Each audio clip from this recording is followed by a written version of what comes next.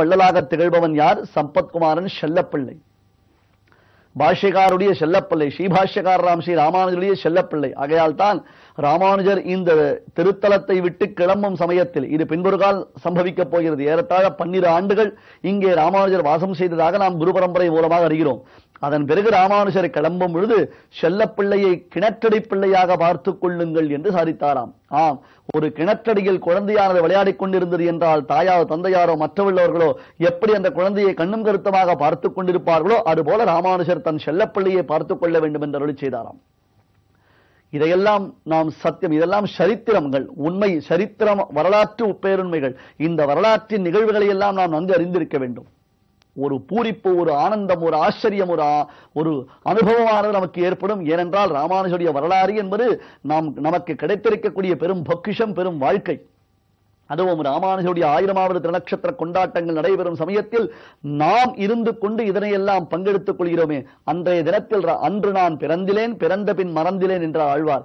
ராமானுஜர் பிறந்த காலத்தில் நாம் பிறந்திருந்தோமேனால் நேரடியாக அவருடைய திருவடியை ஆசிரியித்து அவருடைய திருவடி சம்பந்தத்தை பெற்று உய்ந்திருக்கலாம். ஆனால் இப்பொழுது நமக்கு அதற்குரியதான காலம் கிடைத்திருக்கிறது. 1000 ஆண்டுகளுக்கு பின்னர் நாம் பிறந்திருக்கிறோம். எத்தனை நடுவில் எத்தனை விதமான பிறப்புகளோ அது தெரியாது. ஆனால் தற்பொழுது இவை அனைத்தையும் அறியக்கூடிய உத்தமமானது ஒரு பிறப்பு நமக்கு கிடைத்திருக்கும் பொழுது அந்த பிறப்பை நாம் ஒரு பொழுது வீணாக்கிக் கொள்ளக்கூடாது. பிறப்புரிமை என்று எதற்கெல்லாமோ பேசிக் கொண்டிருக்கிறோம் அல்லவா? நமக்கு கிடைத்திருக்கக்கூடிய மாபெரும் இந்த உரிமையை நாம் நிலைநாட்டிக் கொள்ள வேண்டும். ஒய்ய ஒரே வழி உடையவர் திருவடி என்பதாக அந்த ராமானுஜருடைய சம்பந்தம் பெற்ற ஆச்சாரியருடைய திருவடியை நாம் அடைந்து அது மூலமாக இனி நமக்கு பிறவி இல்லை என்னும் ஒரு தீர்மானத்தை அடைய வேண்டும். அதுதான் 1000வது திருநட்சத்திர கொண்டாட்ட சமயத்தில் ராமானுஜருடைய சம்பிரதாயத்தை நாம் பேசுவதற்கு பெருமையாகும். வெறும் பேச்சுவார்த்தையில் ஒரு பிரயோஜனமும் இல்லை, அதை செயல்படுத்த வேண்டும்.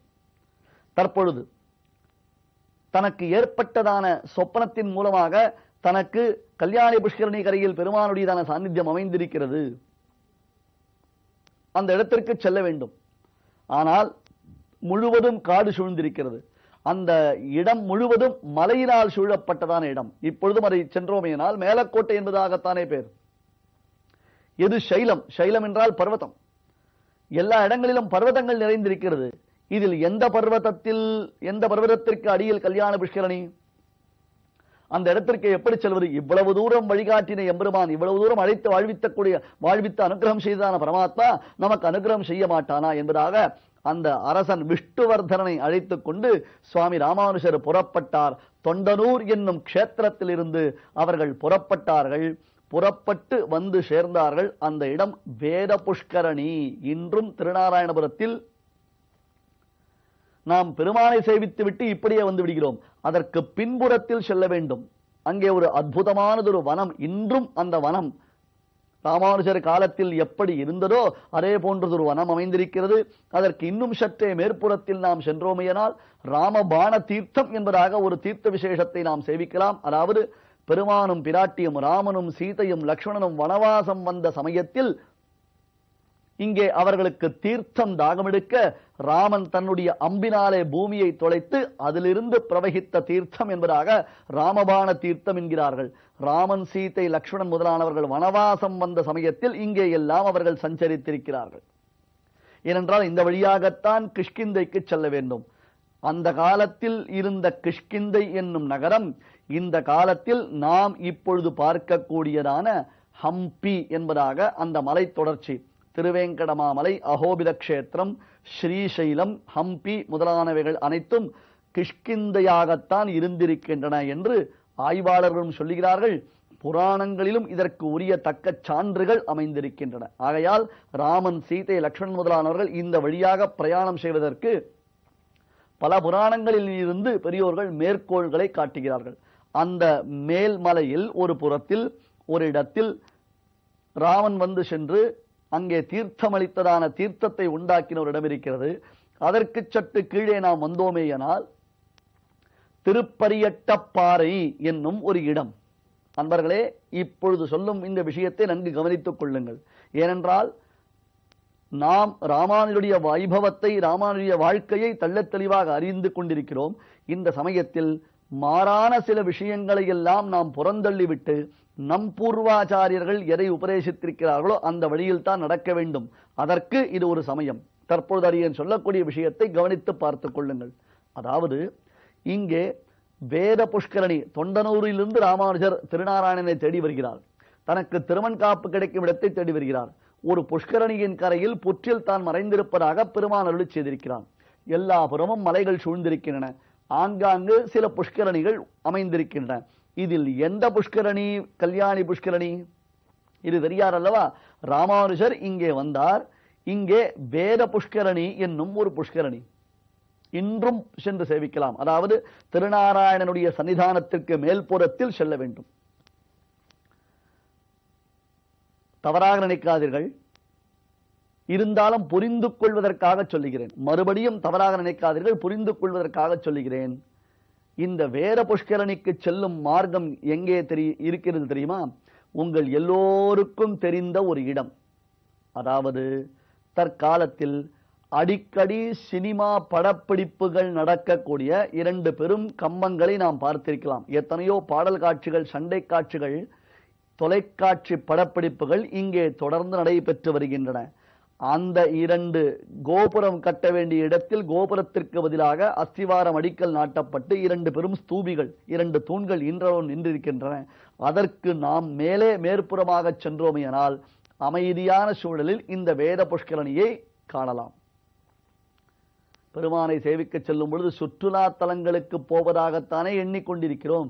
இந்த மாதிரி இடங்களுக்கு சென்று நம்மை நாமே படம் பிடித்துக் கொள்வதற்குத்தானே ஆசைப்பட்டிருக்கிறோம்.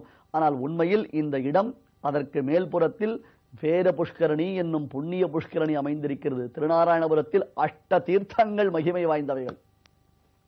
இன்றும் பெருமாள் செல்லப்பிள்ளை அஷ்ட தீர்த்த மகோத்சவம் கண்டருளுகிறான். 8 தீர்த்தங்களிலும் 8 புண்ணிய புஷ்கரணிகளிலும் தீர்த்தவாரி வைபவங்கள் நடைபெறுகின்றன. இவையெல்லாம் ஆச்சரியகரமாக யாதவாத்ரி மகாத்மியத்திலும் வஜ்ரபகுடி விலாச சம்பு முதலான அந்த வைபவங்களிலும் இவைகள் சொல்லப்படுகின்றன. ஆகையாலே அந்த வேத புஷ்கரணி, அதன் கரைக்கு செல்கிறார் ராமானுஜர்.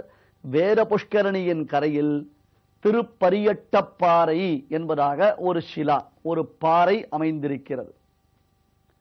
இப்பொழுதும் சென்று சேவிக்கலாம். புஷ்கரணியின் கரையில் ஒரு சிறு சந்நிதி, சந்நிதி என்றால் சந்நிதியாகவே தெரியாது, ஒரு சிறு அறை மாதிரி இருக்கும். அதற்குள்ளே சென்றோம் எனால் திருப்பரியட்டப்பாறை என்பதாக அந்த இடம் அமைந்திருக்கிறது. இதற்கு ஒரு பெரும் பெருமை உண்டு. அதைத்தான் அடியேன் சொல்லுகிறேன். கவனித்துக் கொள்ளுங்கள், கவனித்துக் கொள்ளுங்கள். இந்த இடம் மகரிஷி மகாத்மா தத்தாத்ரேயர் தவம் செய்த புண்ணிய கஷேத்திரம். மேலக்கோட்டை திருநாராயணபுரத்திற்கு தட்சிண பதரிகாசிரமம் என்று ஒரு பெயர் உண்டு. அது தவிர இந்த இடத்தில்தான் மகாத்மாவான தத்தாத்ரேயர் தவம் செய்தார். இது எப்படி? இப்பொழுது ராமானுஜருக்கும் தத்தாத்ரேயருக்கும் என்ன சம்பந்தம்? கல்யாணி புஷ்கரணி கரையில் திருநாராயணன் இருக்கும் பொழுது ராமானுஜர் இந்த இடத்திற்கு வந்திருக்கிறாரே. முதலில் ராமானுஜர் திருநாராயணனை கல்யாணிக்கரையில் தேடிக்கொண்டு வந்திருக்கிறார். அதை நாம் நினைவு வைத்திருக்க வேண்டும். 1. 2வது, தற்பொழுது வேத புஷ்கரணியின் வைபவத்தை அறிய வேண்டும். தத்தாத்ரேயர் அவருடைய சரித்திரத்தை அறிய வேண்டும்.